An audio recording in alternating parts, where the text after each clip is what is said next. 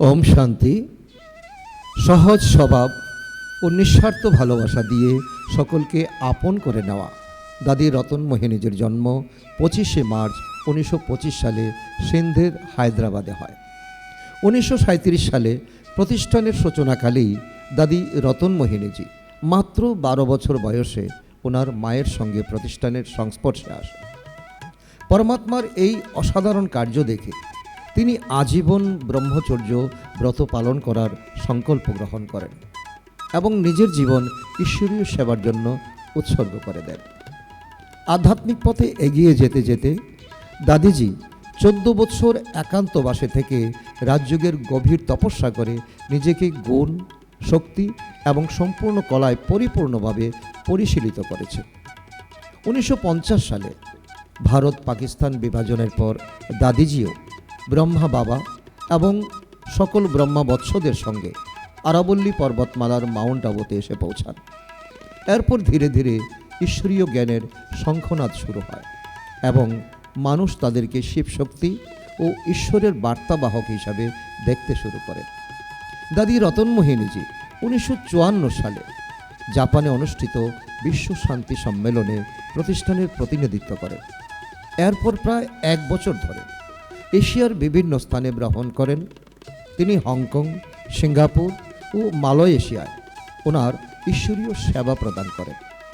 1956 থেকে 1969 সাল পর্যন্ত তিনি মূলত মুম্বাইয়ে সেবা প্রদান করেছিলেন, সেবায় নিয়োজিত ছিলেন এবং ভারতের বিভিন্ন অঞ্চলে ভ্রমণ করে মানুষের মধ্যে শান্তি ও সৌহার্দ্যের বীজ বপন করেন।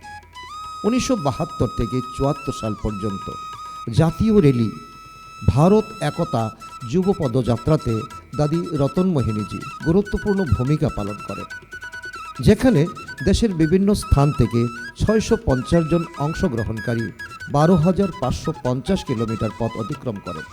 এই প্রকল্পের উদ্বোধন করেছিলেন ভারতের তৎকালীন রাষ্ট্রপতি জ্ঞানী জৈল সিংজি। 1994 থেকে 2005 সালে এই সময়ের মধ্যে তিনি Canada, Africa, Brazil, Moscow, Saint Petersburg সহ দেশ বিদেশের বহু স্থানে ভ্রমণ করেন। তার কল্যাণকর বাণীর মাধ্যমে লক্ষ লক্ষ মানুষের মধ্যে আধ্যাত্মিকতার আলো জ্বালিয়ে তাদের পরমাত্মার সঙ্গে সংযোগ স্থাপন করান।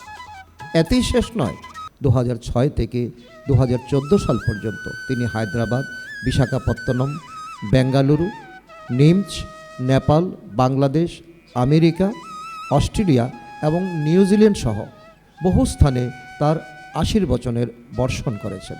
রাজযোগিনী তপস্বিনী দাদি রতনমোহিনীজি প্রতিষ্ঠানের প্রধান প্রশাসিকা ছিলেন মার্চ 2021 থেকে এপ্রিল 2025 পর্যন্ত। এর পাশাপাশি যুব বিভাগের অধ্যক্ষও ছিলেন। দাদিজি বলতেন, নারী যখন জাগবে তখন জেগে উঠবে সমগ্র বিশ্ব। নারী যখন বদলাবে তখন বিশ্বে আলো ছড়িয়ে পড়বে। নারী থেকেই সমগ্র বিশ্বের ভাগ্যের নক্ষত্র উজ্জ্বল হয়ে উঠবে। এই কারণেই স্বয়ং ভগবান নারীকে বন্দে মাতরম বলে সম্বোধন করেছেন। দাদিজির দিক নির্দেশনায় 2006 সালে মুম্বাই থেকে শুরু করে তিনসুকিয়া, আসাম পর্যন্ত 30,000 কিলোমিটার দীর্ঘ বিশ্বের সবচেয়ে বড় যুব র্যালি স্বর্ণিম ভারত যুব পদযাত্রা লিমকা বুক অফ রেকর্ডসে অন্তর্ভুক্ত হয়েছে। এমন অভিজ্ঞতার ভাণ্ডার, যুব সমাজের গর্ব দাদি রতনমোহিনীজিকে 2014 সালে ডক্টরেট উপাধি দিয়ে সম্মানিত করা হয়।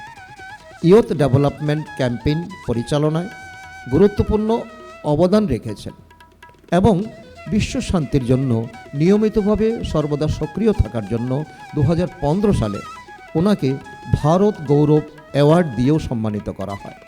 আধ্যাত্মিকতার এক অনন্য দৃষ্টান্ত, উচ্ছ্বাসের উড়ান, স্বভাবের দিক থেকে আনন্দময়, যুব সমাজের প্রেরণার স্থান দাদি রতনমোহিনীজিকে জ্ঞান রত্নের ভাণ্ডার, ব্রহ্মা কুমারীজের প্রধান প্রশাসিকা এবং ওই সময় তিনি অনেক উন্নতি করেছিলেন। প্রথমবার যখন তিনি পিতাশ্রী ব্রহ্মা বাবার মুখ থেকে ওম ধ্বনি শুনেছিলেন, তখনই তিনি গভীর অন্তর্দৈহিক শান্তির অনুভূতি লাভ করেন এবং সেই মুহূর্তে থেকেই দাদিজি নিজের জীবন ঈশ্বরীয় সেবায় উৎসর্গ করার সিদ্ধান্ত নেন এবং পুরো জীবন ব্রহ্মচর্য ব্রত পালন করেন। একজন গভীর চিন্তাবিদ এবং দক্ষ বক্তা হিসাবে দাদি রতনমোহিনীজি অসংখ্য মানুষকে জ্ঞান প্রকাশের পথ দেখিয়ে তাদের জীবনকে গুণবান ও মূল্যবান করে তুলেছেন।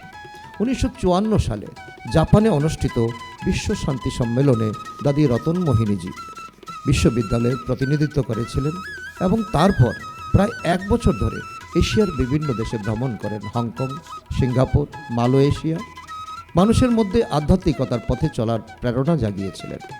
ভারতের বিভিন্ন স্থানে শান্তি ও সমৃদ্ধির বার্তা ছড়িয়ে দিতে বহু সম্মেলনের আয়োজন করেছিলেন এই দাদিজি। 1972 সালের ঐতিহাসিক ভারত ঐক্য যুবযাত্রা পদযাত্রা তারই নির্দেশনায় সম্পন্ন হয়েছিল। এতে 650 জন অংশগ্রহণ করেছিলেন এবং মোট 12,550 কিলোমিটার পথ অতিক্রম করা হয়েছিল। 1994 সাল থেকে 2005 সাল পর্যন্ত দাদিজি কানাডা, আফ্রিকা, ব্রাজিল, রাশিয়া সহ দেশ বিদেশের বহু স্থানে মানুষের কাছে ওনার মধুর বাণীর মাধ্যমে ঈশ্বরীয় বার্তা পৌঁছে দিয়েছেন। 2006 সাল থেকে 2014 সাল পর্যন্ত হায়দ্রাবাদ, বিজয়নগর, বিশাখাপত্তনম, কাকিনাড়া, বিজয়ওয়াড়া, চিত্তুর এবং বেঙ্গালুরুতে ব্রহ্মাকুমারীজের একাধিক নতুন সেবাকেন্দ্র উদ্বোধন করেন এবং বিভিন্ন মেগা প্রোগ্রামের মাধ্যমে বহু আত্মা তার আশীর্বচন থেকে উপকৃত হয়। নারী ক্ষমতায়ন এবং যুব সমাজে ইতিবাচকতা সৃষ্টির লক্ষ্যে তার নিঃস্বার্থ সেবার জন্য দাদিজিকে বিভিন্ন সরকারি ও বেসরকারি সংস্থার পক্ষ থেকে সম্মানিত করা হয়েছে। দাদিজির দক্ষ নির্দেশনায় হাজার হাজার কুমারী তাদের জীবনকে পবিত্র ও দিব্য করে বিশ্ব সেবায় আত্মনিয়োগ করেছেন। লক্ষ লক্ষ মানুষের প্রেরণার উৎস হয়ে তিনি প্রতিষ্ঠানের প্রধান হিসাবে নিরলসভাবে ওনার সেবা প্রদান করেছিলেন। এমন মহান ব্যক্তিত্ব পরম শ্রদ্ধেয়া দাদি রতনমোহিনীজির প্রতি যতই বলা হোক না কেন তা কমই হবে। দাদি এই ধরাধামে ফরিস্তার মতো জীবনযাপন করে 8ই এপ্রিল 2025 সালে সোমবার 101 বছর অতিক্রান্ত করে আমাদের থেকে বিদায় নেন। আজ আপনাকে বলতে চাই দাদি, আপনি বাবার মতোই প্রিয়। মধুবন, ফরিস্তা ও পরিদের এই দেশ আপনার কারণেই প্রস্ফুটিত। বিশ্ব এক পরিবার, এই মঙ্গলময় বার্তাও আপনার থেকেই আসে। আমাদের মাথার উপর যেন সর্বদা আপনার আশীর্বাদের হাত থাকে।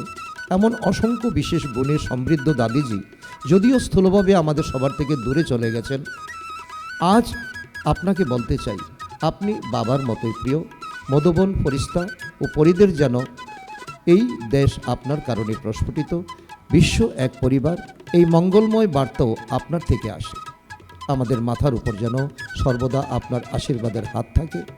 এমন অসংখ্য বিশেষ গুণে সমৃদ্ধ দাদিজি যদিও স্থূলভাবে আমাদের সবার থেকে দূরে চলে গেছেন, কিন্তু ওনার দেওয়া অমূল্য শিক্ষাগুলো, দিব্য প্রেরণাগুলো, ওনার কাছ থেকে প্রাপ্ত অলৌকিক স্নেহ ও শৃঙ্খলাবোধ এবং মধুর স্মৃতিগুলি আমাদের মন ও হৃদয়ে চিরকাল অমর হয়ে থাকবে। এমন এক বিশেষ দাদি